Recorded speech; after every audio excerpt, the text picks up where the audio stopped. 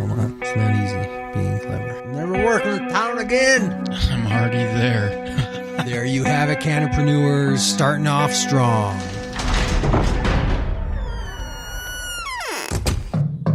Open up, Colorado. It's 420. Time to grind and burn. This is not your son's stoner show.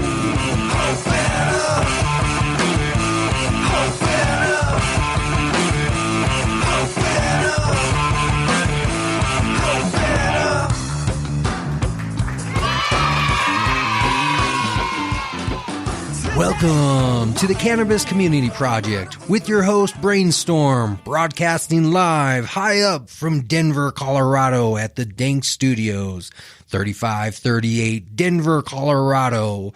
It's the Grind and Burn Show. Have you checked out the Cannabis Community Store?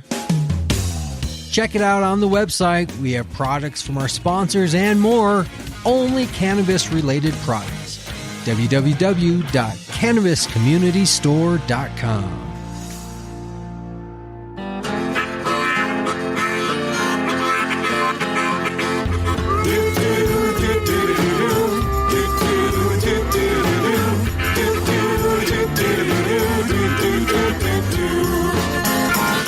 Good news! Welcome back, Cannapreneurs. I just have a little bit of news to share with you. I've been building it up for a couple weeks, and it is now finally to the point where we are ready to launch our fill-in guest host, our first contestant, the first person to be a strong candidate in the running, Kate from Trinidad. She has really been rocking it. She's already recorded multiple interviews. She's putting together a website. She is on the ball and motivated, so she's front of the line first to kick it off. Next week, I'm going to introduce Kate as the first fill-in host of the Grind and Burn right here, filling in for Brainstorm. Now remember, this position is still out there for others to join in if you've ever thought about podcasting, doing radio, some type of online media. This is the show to get involved in quality media all about cannabis. So look forward to Kate, and please welcome her next week as she hosts the show, gives us her own interview in her own flair and personality as the fill-in host for the Grind and Burn.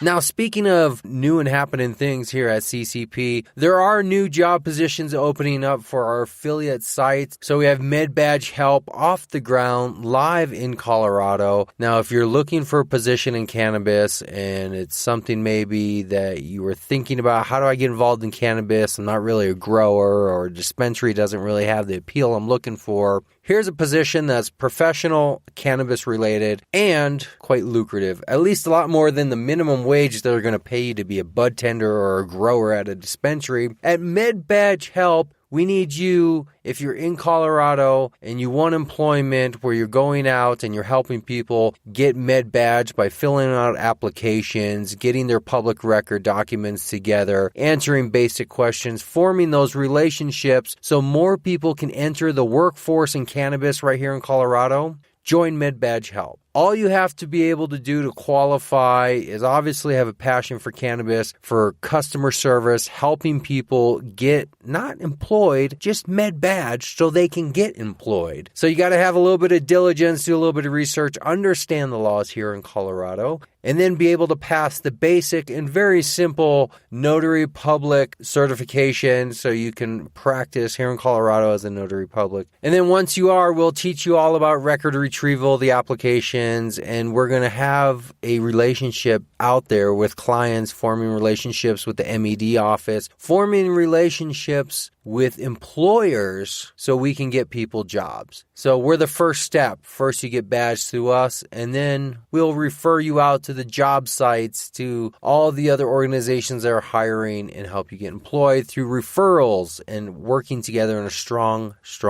network. That's what we're about here on the Cannabis Community Project. So we're looking for individuals who have the ability to do sales in the sense that you know how to handle clients, understand how to prospect clients, understand that ultimately, yes, we are providing services of application help and record retrieval and notary services, but that's all customer service based, which really means it's about sales based, moving people along through the sales process and getting the job done. So if you're a timid person or unable to work with people and be courteous, and a little more than courteous, I would say somewhere between courteous and jovial, somewhere in the middle, but able to take customer service to a new height so we can build a company with a reputation of being the first stop in line for those getting employed in the cannabis industry by getting their key or support badge right here in Colorado. MedBadge Help, check out the website, send us some emails, get employed with us. We're looking for good people. Now, here's a tip when you're an independent contractor or doing positions like MedBadge Help, where you're notary public or other type of trust positions where you have the possibility of being sued or somehow brought before a questioning board because of your practices or actions or involvement, just the nature of what you do. So you've heard of errors and omissions insurance, right? The type of insurance where if you're a broker of some type, you get insurance that says, hey, if I make a mistake or do something lacking due diligence or something and it causes an error or omission of something and somebody gets caused damages, here's an insurance policy to protect. Well, as part of this new expanding business from MedBadge and the overall company that owns that I'm part of, and a new position that I'm expanding into, I had to get a new state certification, and it required me to get a surety bond. Are you familiar with this? A surety bond. It's different than an E&O insurance. The state required a $10,000 minimum surety bond, which was the minimum for the type of licensing I was acquiring. And to obtain that surety bond of $10,000, it cost me $100 flat. And I believe that is there in the case of lawsuits or some other discrepancies and disputes where money is needed for payments, where it's deemed my fault. And instead of invoking my insurance policy, that surety bond, hence bond, is there for payment. So there's a little tip. If you're in the type of fields of consulting or doing things like I might be doing, where you're working with records and notary publics and trust companies and other types of things that require various licensing and credentialing, look at a surety bond. So there's so much going on here at the Cannabis Community Project, so many changes happening, trying to stay on top of it all. It really invokes the question, what do you have going on? What do you got going on there? We know what we got going on here. But what do you got going on there? We don't just want you to listen to the show for entertainment or maybe grab a tip or two. We want you to be involved, kind of like a construction show where you're actively watching them remodel the kitchen as you're standing in your kitchen peeling the paint off the wall. That's how I would like to think about it. Whereas you're listening to these interviews and these tips about business startups and marketing and cannabis and everything else industry related, that you're actually in the mix yourself, getting your hands dirty, kneading the dough so you can bake your own pie. Now, I don't know if pies actually get their dough kneaded, but the point stands that don't just simply wait for things to happen, go out and make them happen. And that's the main message I got this week after my conversation with Douglas DeSanti. It's a cannabis business that's outside of a dispensary. Real estate. And they're doing something that seems so obvious, right? You buy up the land that the dispensaries and the growers will need to operate on because that has gone up in value tenfold. Once you own and manage that network across the nation, there's revenues and profits. And that's what the Greanleaf Investment Fund is all about. So sit back, relax, learn about how you too can kick off your own crowdfunding campaign, start your own business in or out of the cannabis industry. But Douglas is really doing it right. So listen closely. And as always, grind and burn. So cheesy.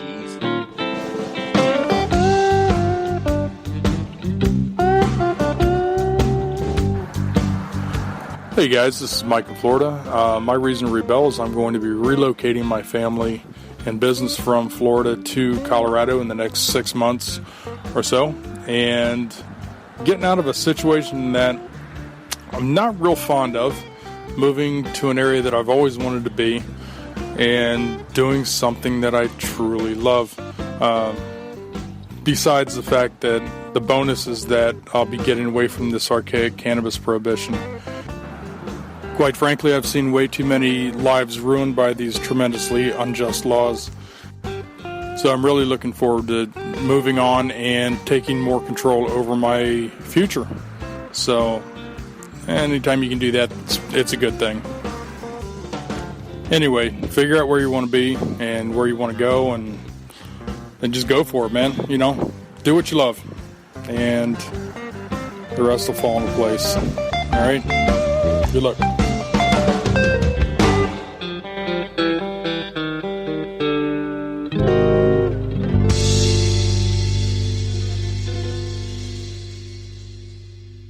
Have you heard a business that inspires you?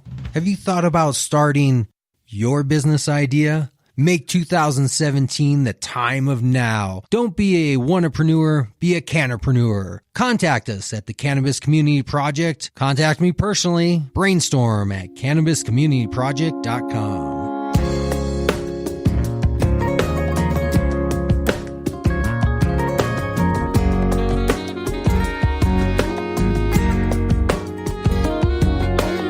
Give it to my people, cause I know that they be rising above. To our creator, giving life under the sky above.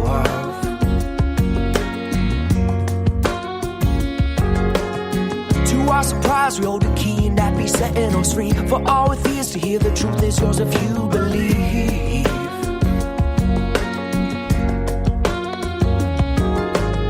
Born to a world with daughters suffering, supporting the greed, and honest people getting robbed by the people they feed.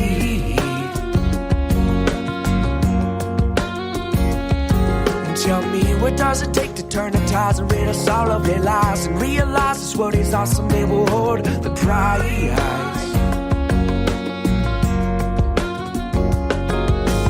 Listen close, you might come at ease.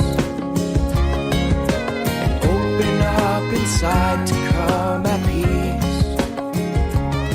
Cause when it all boils down, the last shall be the first. When it all boils down in time, we all will learn.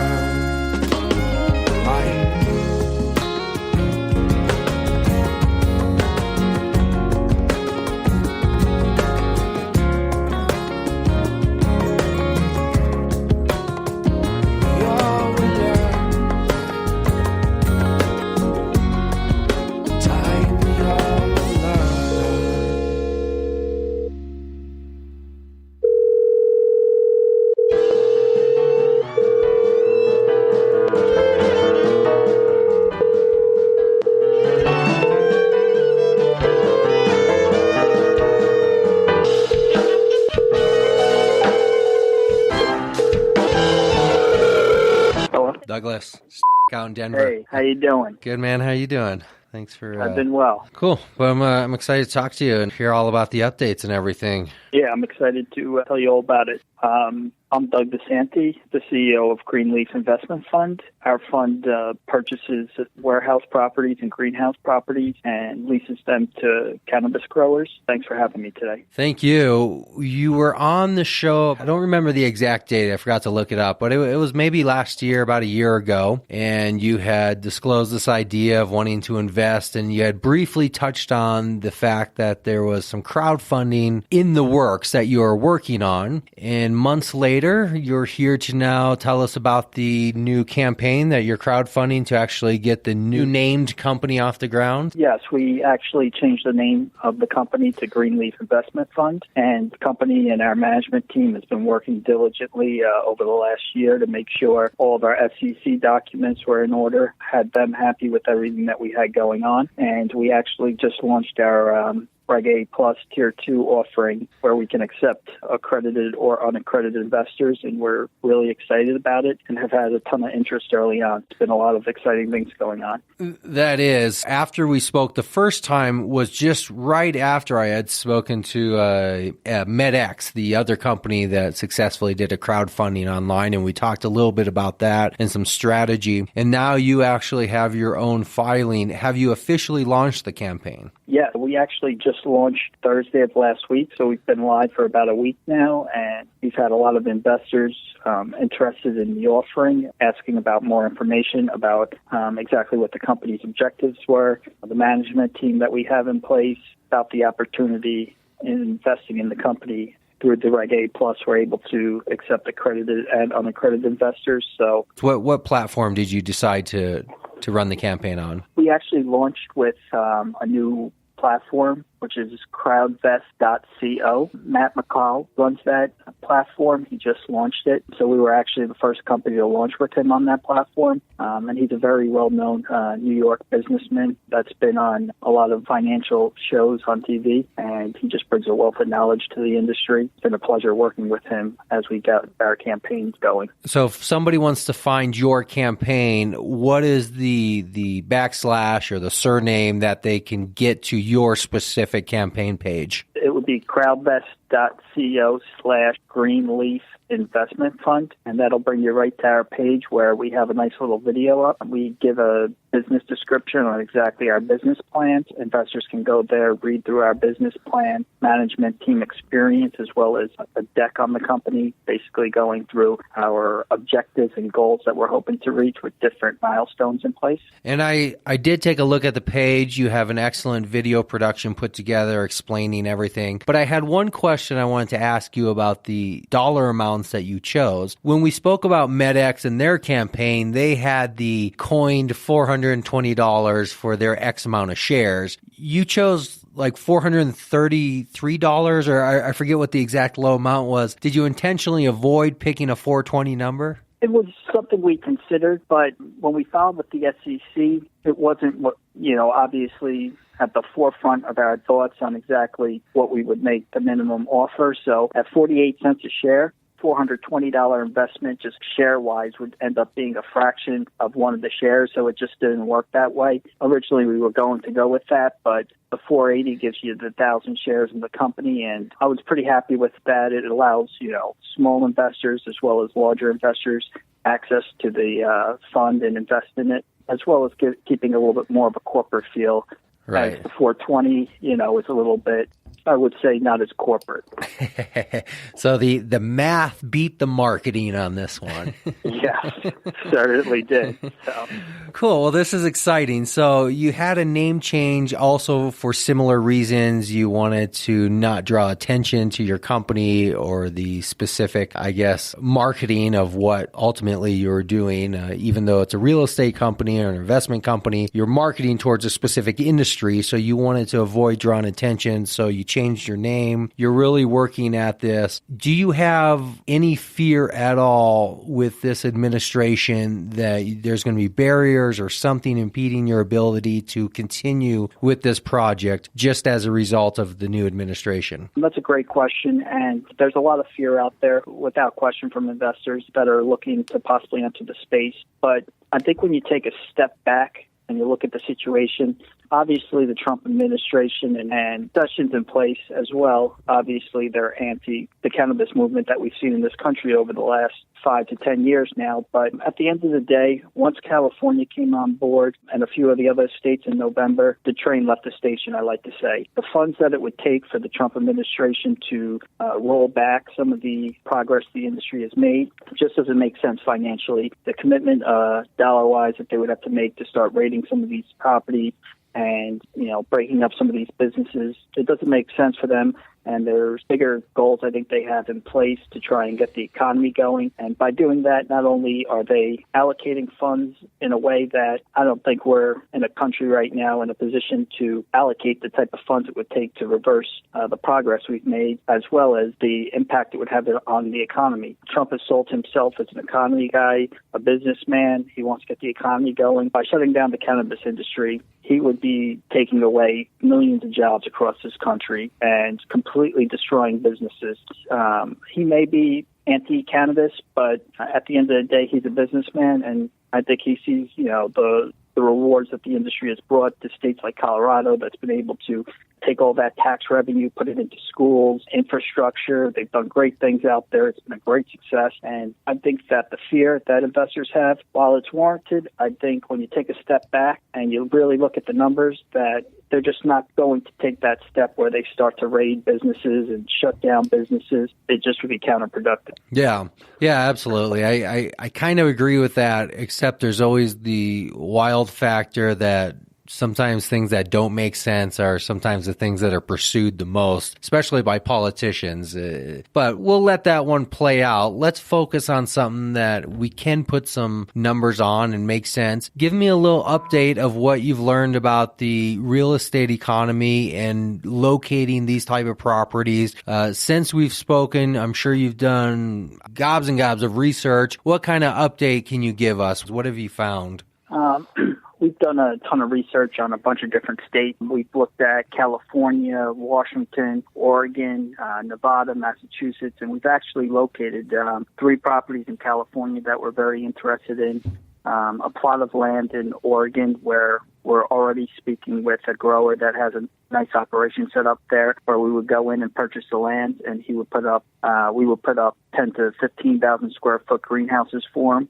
And as well as Massachusetts, we've located a few warehouse buildings. The annual return on investment, these buildings usually lease for $3 to $4 a square foot when they're leased to pretty much any other industry. When they're utilized for cannabis cultivation, the square foot rent goes from $3 to $4 a square foot to about $10 to $12 a square foot. So that's about 3 times return on your investment right there. And the appreciation on the building also increases. We saw in Colorado from 2014, a $2 million warehouse building was then worth $6 million 2 short years later.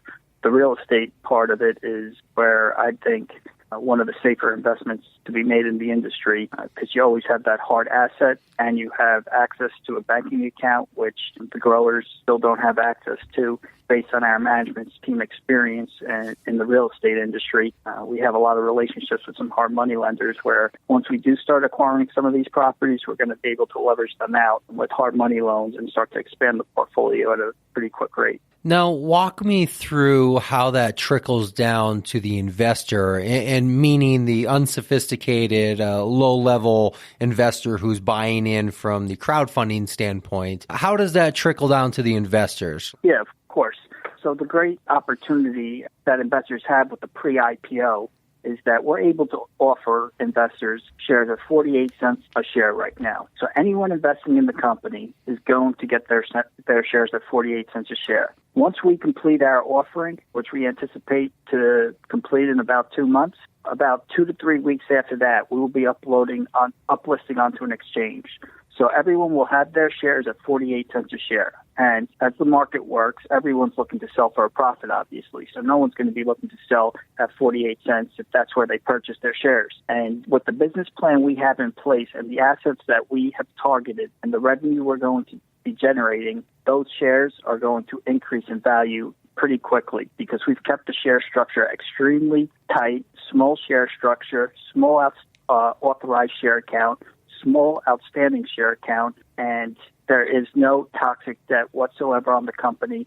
I paid for everything out of pocket, so the company has no debt against it, which is one of the major issues when you go into the market right now and you want to buy a cannabis company. Since they had to reverse merger into a shell, there's a lot of toxic debt on that company. So what that means exactly is for them to get money to execute on their business plan, they have to take loans from different companies and give out discounted shares. So if the stock is trading at 50 cents a share, they'll get $50,000 in a loan, but they give that company shares at 35 cents a share. So they're able to sell their stock all the way down to 35 cents while you purchase your stock at 50 cents a share, and they're making a profit that whole time. That's why the Reg A Plus Tier 2 has completely changed the game for investors, because they can get in at the pre-IPO price with no toxic debt on the company. Everyone that gets in at the pre-IPO price gets in at 48 cents a share. And once the company starts executing on our business plan, which we expect to immediately after our offering, I think we're going to see a pretty significant rise in the price per share. Is there any dilution that will happen in the future for these common shares? Anything that would be a risk to these small dollar amount investors coming in early, and then years down the line something happening where basically it's no longer of value, even if they haven't lost ownership? That's why it's extremely crucial you do your research on different companies. And like I said, that's why you really, really have to do your research on the CEO, the CFO, the COO, and really make sure you do your homework, because you need to make sure that you're investing in a management team that's ethical and that has had success in the business place. For example, MedX, unfortunately, their CEO had security issues in 2 states prior to his Reg A Plus being approved, and they didn't make their filings on time, and they actually got suspended. And it was very unfortunate for the industry, for Reg A Plus issuers. It really hurt the industry. So the first thing I would say to answer that question is make sure you do your research on the management team. Look up the CEO, look up his experience, look up the CFO's experience.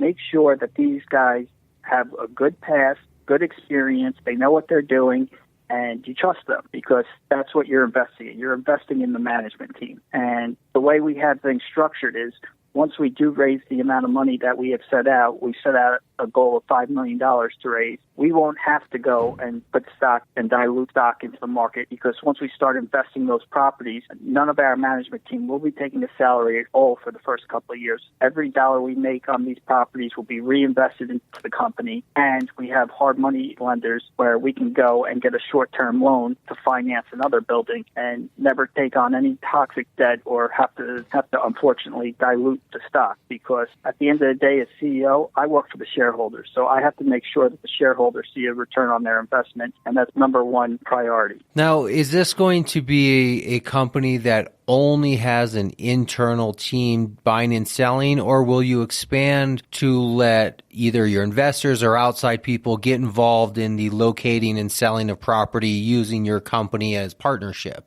We're open to partnership without question, but our goal originally is to create a base, a foundation for the company where we have a couple hard assets that our shareholders have and that are income-producing, revenue-producing company, making money every year. And then we'll start looking at partnerships, other opportunities in the industry. And once we get to the point where the company's making revenue quarter over quarter, it's our goal then to pay shareholders a dividend each quarter on the shares that they own, so that they're getting money in their account every quarter as the company's succeeding as well. Is this going to require you personally going out, and by you personally, just either you or your team, whoever you're closely working with, going out to each physical property around the U.S.? And if so, how is that cost budgeted into keeping profit margin and all that kind of stuff? How are you working the logistics of real estate across the country?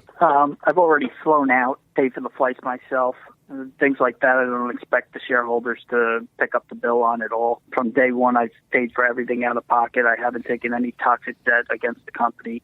I've paid for everything that the company's done from this point, from the point we started to right now, and that's how I plan on continuing things. We actually just got back from Oregon last week and saw, a big plot of land and met with a grower about construction on a greenhouse on that plot of land, 2 15,000 square foot greenhouses. Yes, I will be traveling to look at these properties with my team, and those trips and costs will be paid out of my pocket, and that's not the shareholders' responsibility to pay for things like that. That's just what I believe. Is this your full-time gig now? Have you given up all other employment ventures and work and everything else you were doing? Is this your dedicated focus now? Yeah. So I was working at a pretty high-level position at Santander Bank last time we spoke. I've worked at New York Community Bank in commercial real estate, but now this is my full-time gig, full-time concentration. I'm all in on this. I've put everything I have into this, and I'm all in on this and giving it everything I have to make sure it's as successful as it can possibly be. Well, what type of emotional barriers are you having to deal with? I mean, when you give up employment, you put your own money on the line and you make that decision to go all in. There's the empirical side, the less emotional side, where you have your business plan and your numbers and your research. But what's the other side going on? How are you dealing with what I would assume would be a somewhat nerve-wracking experience, and maybe a little fear there and some anxiety? And how do you balance this when you put that much on the line? It's a great question. And as an entrepreneur, it's a great question, because there's a lot of sacrifices that you have to make, and you have to be willing to make. You have to be willing to. You might have wanted to go out and grab dinner one night, but or do something else with, your friends or your girlfriend or your wife. But those are the sacrifices you make. If you want to be a successful entrepreneur, and this is just the way I believe, is that you need to be willing to make sacrifices that other people wouldn't be willing to make. Friendships that you have to cut down on some of your time that you spend with friends. It becomes a 12 to 15 hour job a day. Every day I work 7 days a week on this. I don't take a day off, and I've made a lot of sacrifices.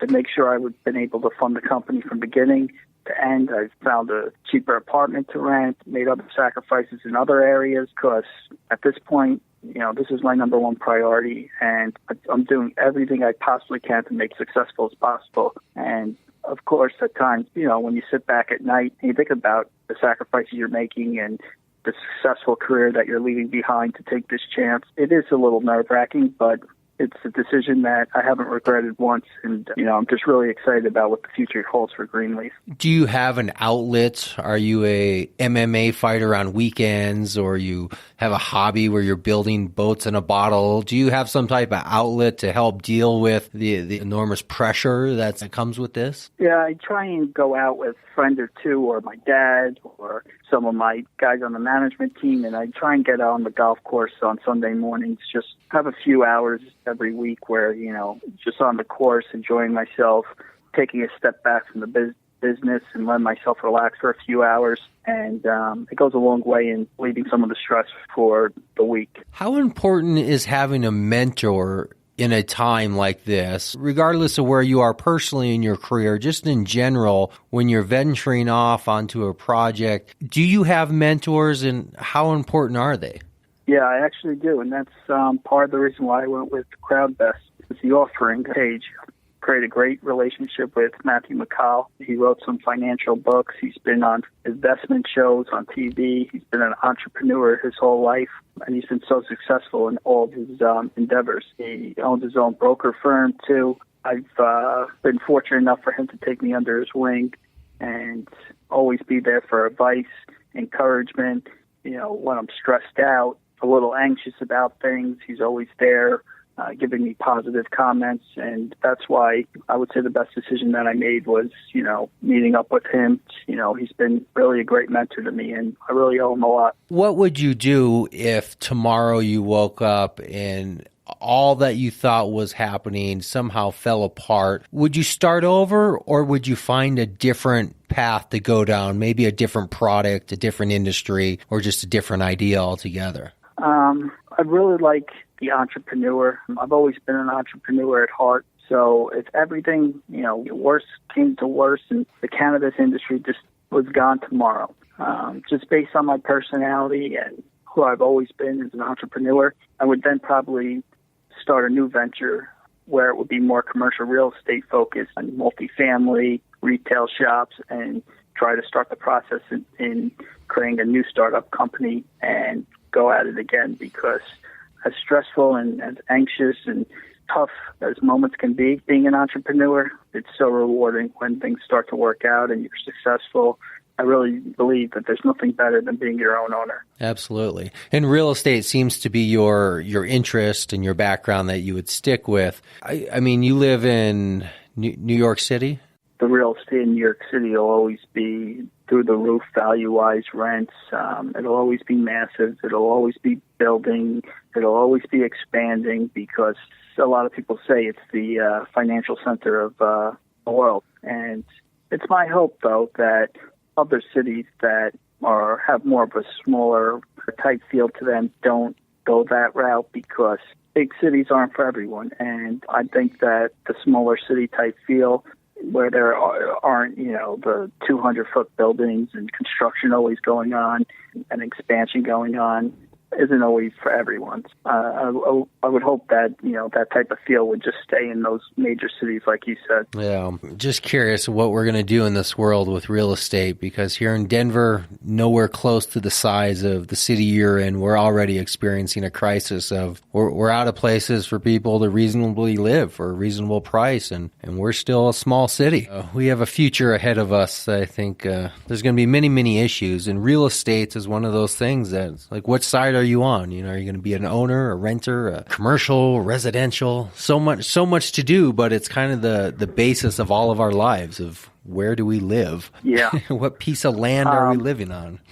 Definitely is a big part, and everything goes in cycles, though. So, just as the stock market goes up, it eventually comes down. Real estate's very high right now. Things stay even out after time, and prices can't always increase. They can't always continue to go up where people can't afford the living based on the wages they're making. And I think that good thing about real estate is that even during its increases and decreases in value, that it's a hard asset. And when you're investing in real estate, you always have that hard asset. So even if it decreases in value for a couple of years, it'll always come back. It always does come back. And I think it's just a great thing to invest in, because then you own a hard asset instead of, a product or something like that. So that's why I always loved real estate and always thought that it was a great opportunity, not just for myself, but for possible investors. Yeah, that's some great advice. Speaking of, advice and planning for the future, how do you plan for the future when you're living in such a present day-by-day situation? Are you able to still put some forethought into things like retirement or just long-term? Is there a way to hedge what you're doing now? So if you have to fall back on something, how do you go about futuristic type thinking when you're in such a daily, day-to-day mode? That's a great question. And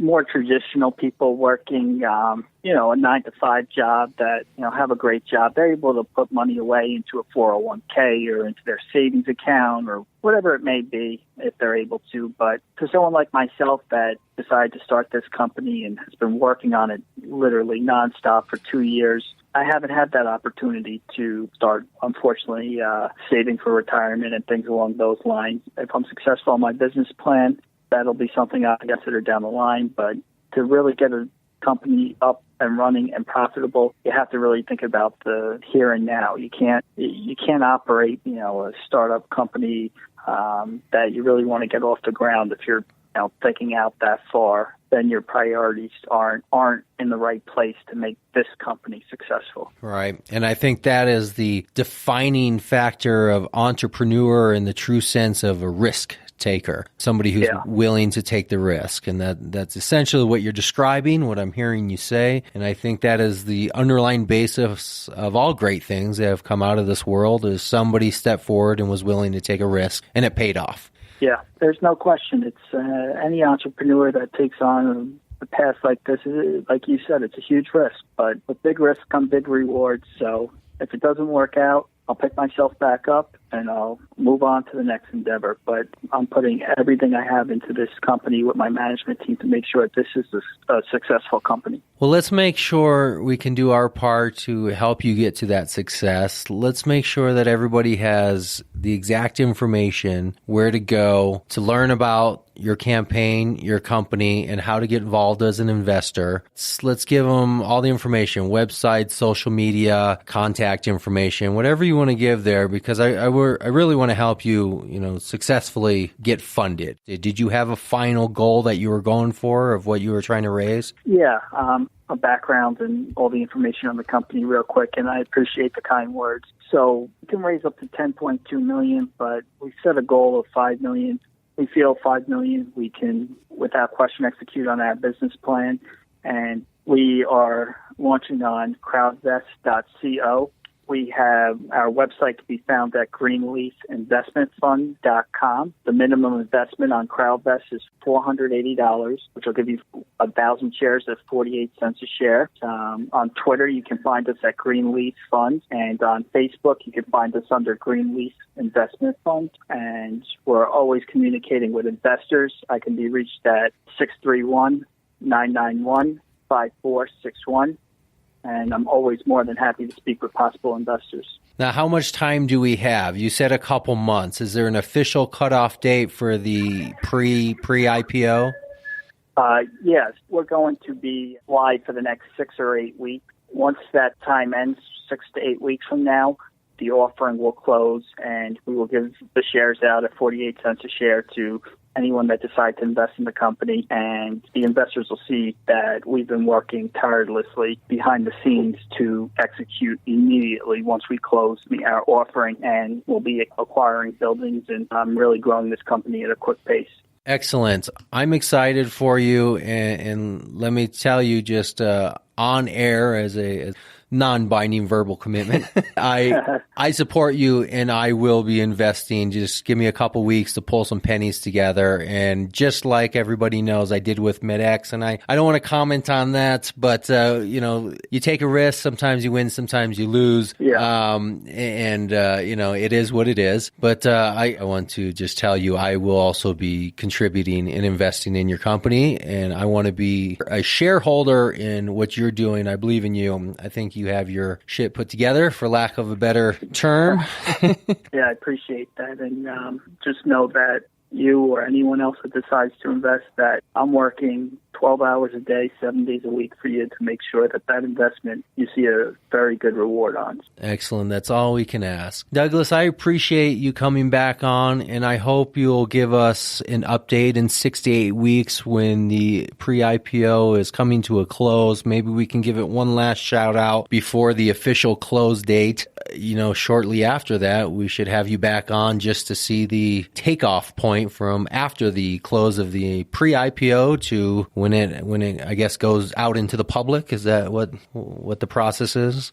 Yes. So shortly after we close the offering, we'll be uplisting onto an exchange where the shares become liquid, and our hard work that we're doing behind the scenes, we believe, will have investors see a nice return on their initial investment in the pre-IPO price. Now, when you say going on to the exchange, is this like visually, is this going to be a scene that you would see in a movie where you're going to be behind a computer, everybody's going to be huddled around, you're going to count down, you'll push the button, and then something magically will pop up on a screen, and now you'll be live, and then we'll see numbers starting to rise? Is that what's going to happen? How it usually works is that we submit the application. It takes a couple of weeks to be approved, and then we get our date for when we'll be officially launching our IPO, which obviously we'll send out to all of our investors and let them know the day that the stock will be trading on an exchange for the first day. And once the bell rings for that morning, we'll be trading on an exchange. Excellent.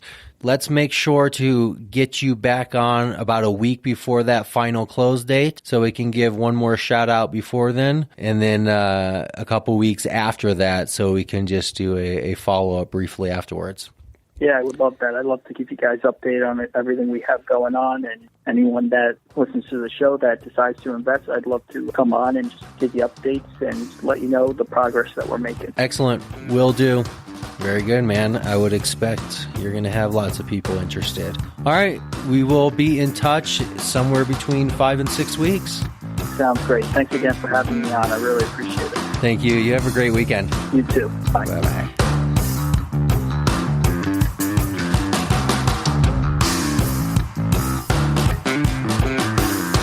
That's all I have for you this week, Cannapreneurs. We're on our way home, sliding through 2017.